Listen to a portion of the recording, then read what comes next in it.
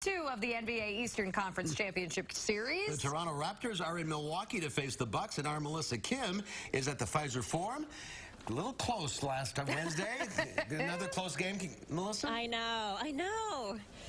Listen, you got to keep it exciting, right, for the fans and for everyone watching, right? Well, no, actually not really. The good thing that the Bucks did do in that game one was that they finished really strong. You know, in that fourth quarter, the last 3 minutes and 31 seconds of the game didn't allow the Raptors to score one. So that was huge. Another thing that's been pretty big for this team is their depth. You know, it's not always about Giannis. They depended on the bench a lot in the semifinals against the Celtics.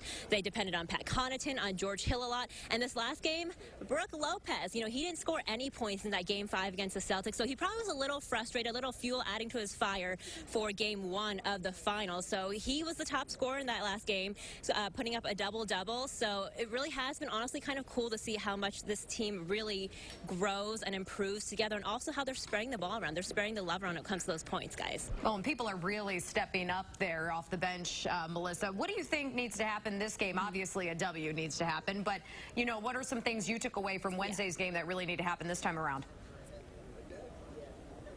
Well, I think Giannis definitely needs to have another big game. You know, he was, okay, I mean, let's say he's Giannis. He's still going to be really good, but, you know, he still needs to put up some big points, play some defense. I think defense is going to be really important in this game. It was really important in game one, especially in that second half.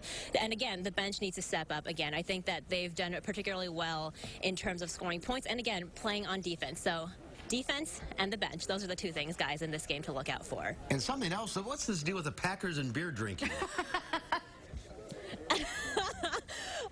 It's all part of the fun factor here. That's the one thing. The Bucks, honestly, they have a really good time when you're watching them play these games. They have a lot of fun, and I think that extends to the crowd, too. Honestly, the really cool thing to see in all of these games so far is the support from other Wisconsin athletes. You know, the Brewers were here in the last game, too. They had a box. Craig Counsell was out here courtside, and Christian Yelich was here. Ryan Braun was here. We've seen Aaron Rodgers. He was here in the last game, too.